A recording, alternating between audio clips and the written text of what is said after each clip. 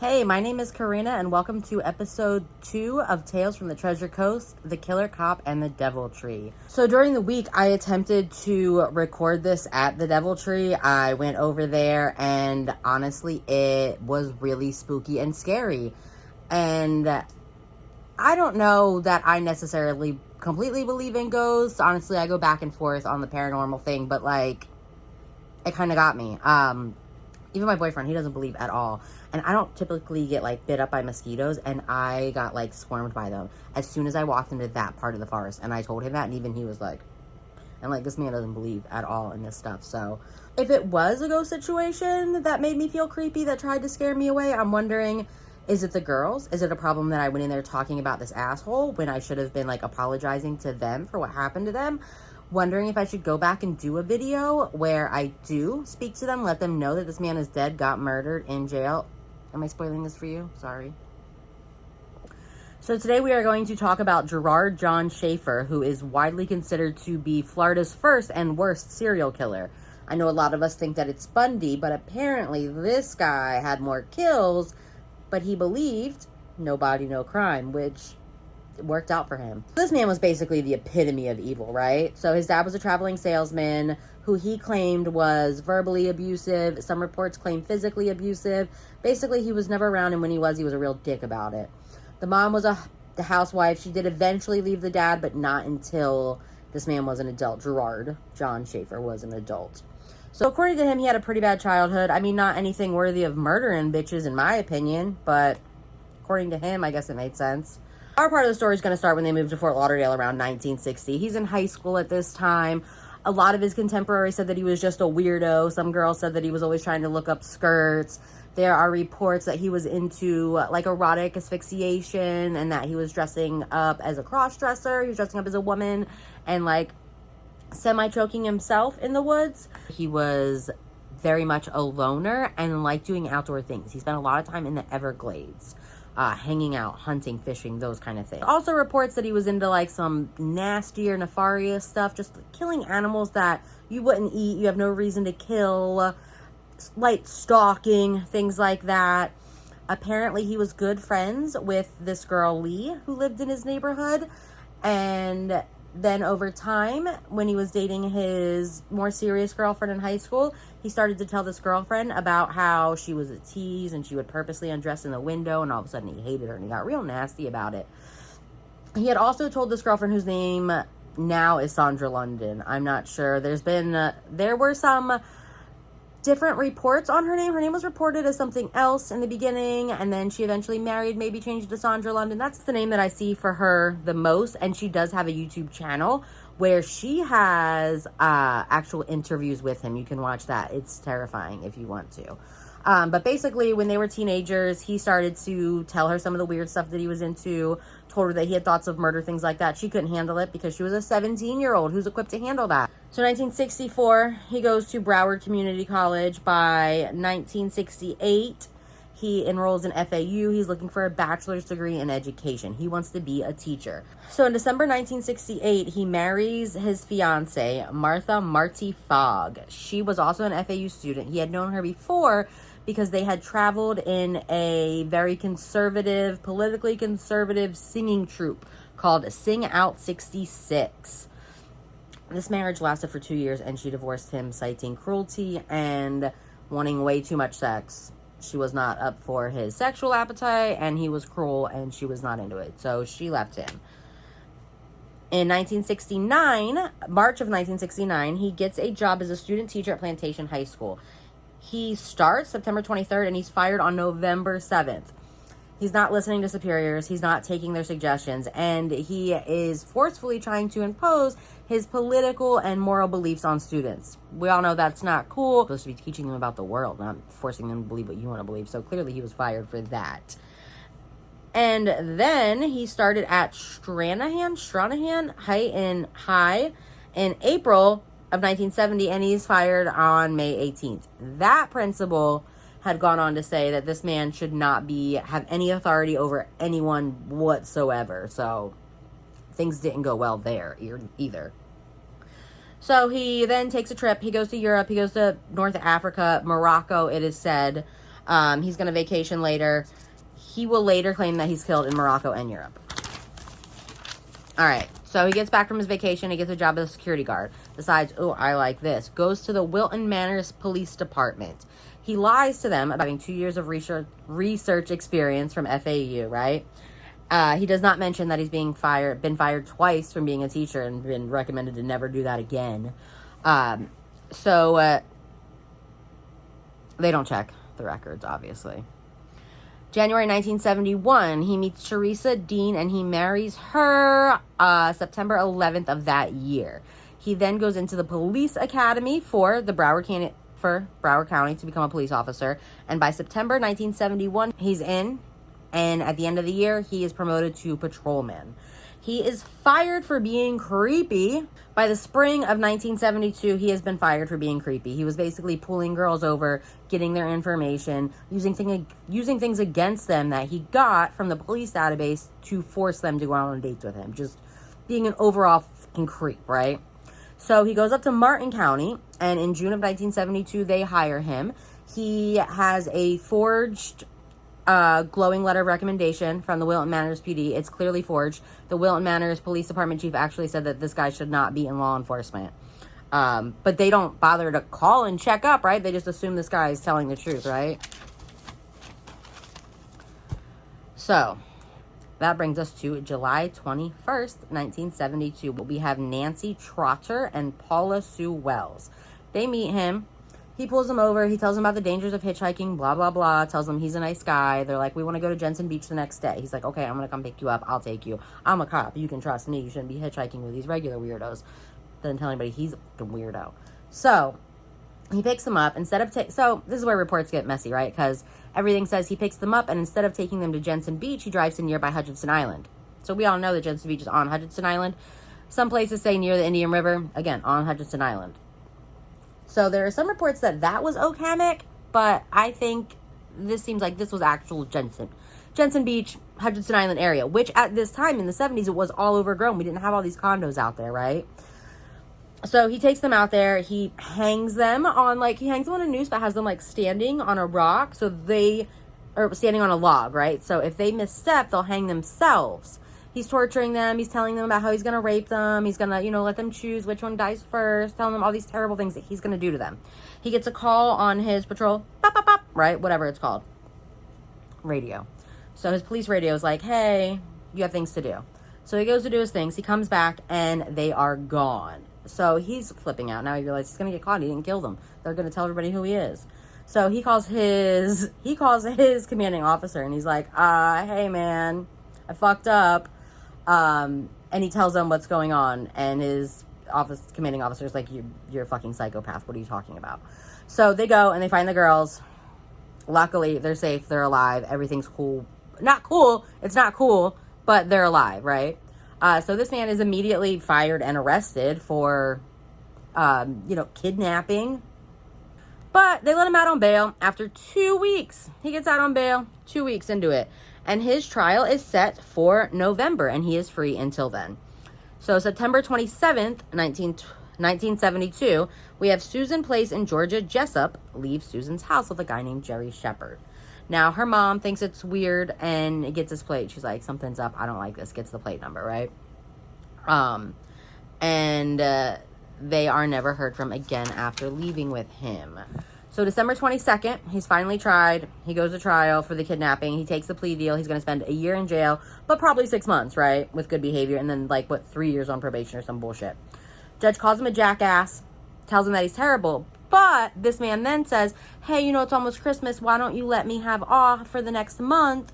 And so I can get my wife situated and my mom and all that. And then I'll turn myself in and I'll just go to jail in, January, right? And the judge is like, oh, okay. Please do that.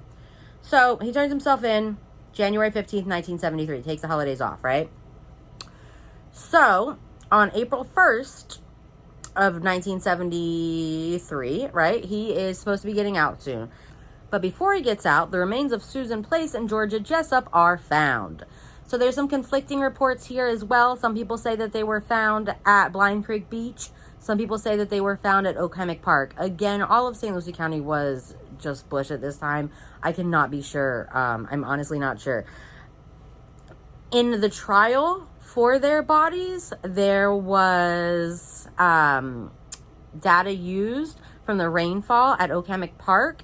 So I do believe maybe it was Okemuk. Maybe they were Deviltry. But again, it's really hard to find all these records. So I do believe that that one was Okemuk. But anyway, so the remains are found, and so when he hears of this, he starts freaking out, right? Now he asks for a district attorney. And he tells his wife to get rid of this purse that he gave her back in November. Remember, the girls went missing in September. He gave his wife this purse in November. And he tells her that she needs to get rid of it. And she's like, So January 11th, 1973, before he turns himself in, Colette Goodenough and Barbara Ann Wilcox are traveling from Ohio to Florida. They are last seen in Biloxi, Mississippi. So once the bodies of Susan Place and Georgia Jessup are found, the police get a search warrant for his mom's house and his house. He had a house in Fort Lauderdale. His mom had a house in Stuart. Other way around. His mom had a house in Fort Lauderdale. He had a house in Stuart. So they get a search warrant. They find 300 pages of graphic stories. Now, you can find these graphic stories online, but I wouldn't recommend reading them. They are terrifying and creepy. This is bad stuff. Like, just really nasty stuff, okay? They also find a ton of jewelry. They find IDs, passports, teeth, bones, everything you can imagine that screams this creepy guy's killing bitches and digging them up in the woods. Like, it's terrible. They also find a letter from his traveling companion in Europe and North Africa in 1971 with more details of murders of women over there and some lovely graphic photos talking about, oh, look what we did. This was cool. So the neighbor girl Lee that he had a problem with back in the day, she had gone missing in 1969. There is a necklace of hers is found in this just treasure trove of psychopathic souvenirs, right? It's just gross stuff.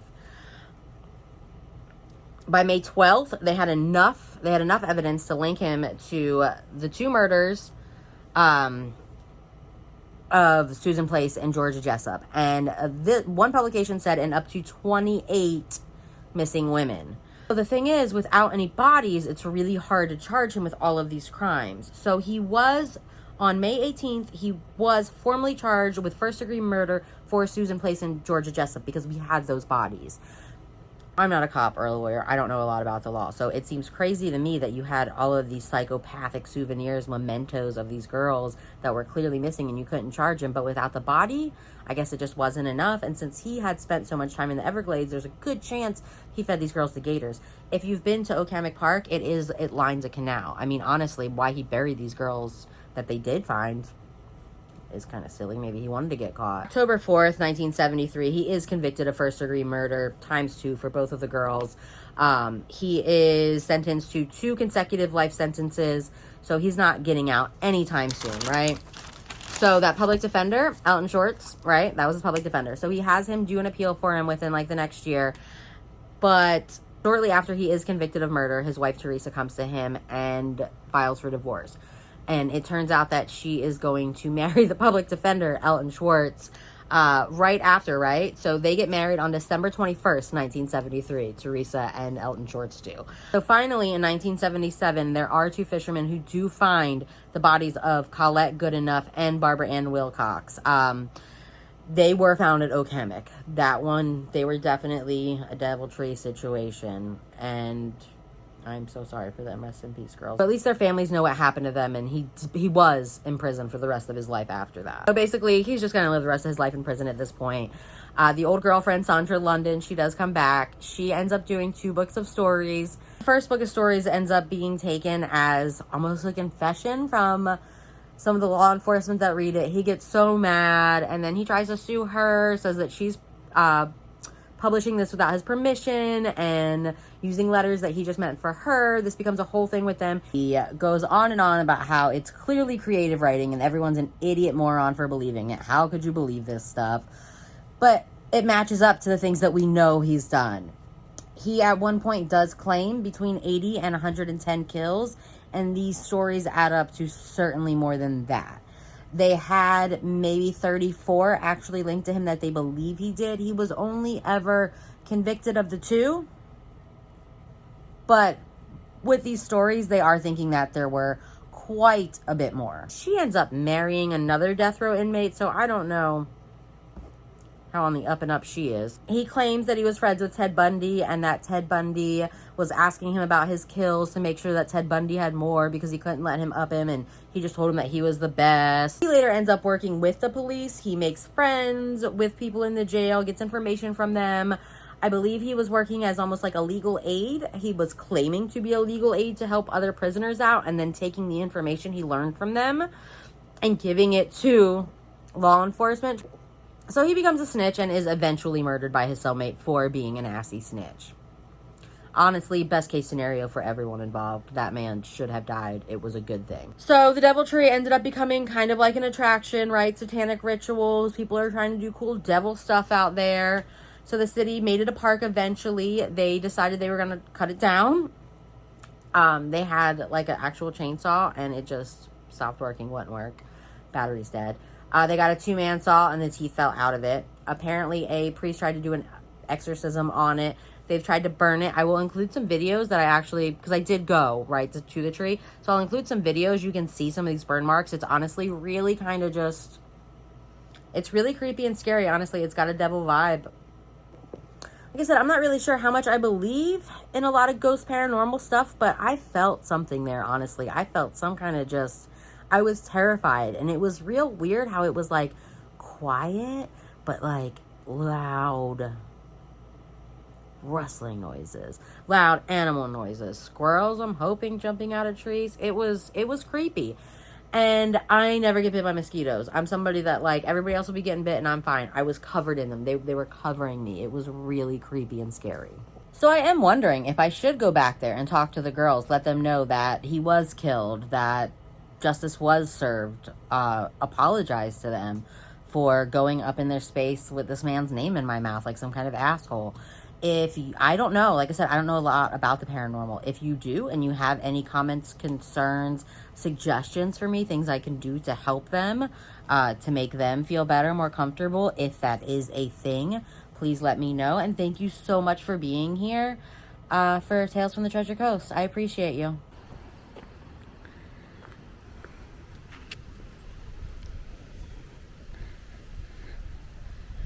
My name is Karina, and welcome to the second episode of Tales from the Treasure Coast.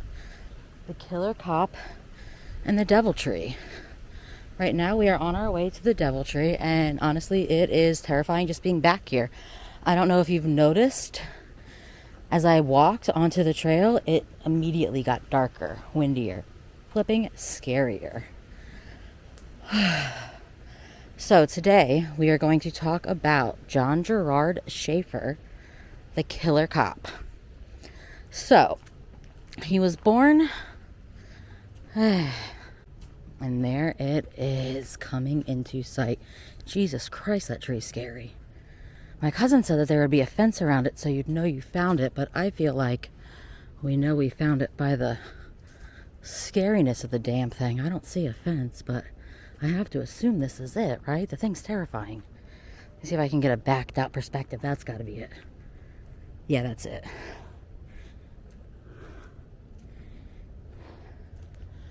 Wow, can I back out?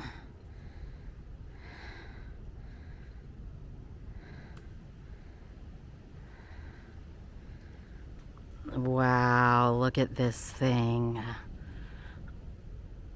Oh my God, it's terrifying. So apparently this is where they tried to burn it. It has been burned. They have tried to cut it down with an axe.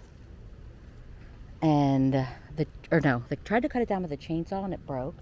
They tried to use an axe and the teeth fell out of like a 2-man axe. This thing is scary.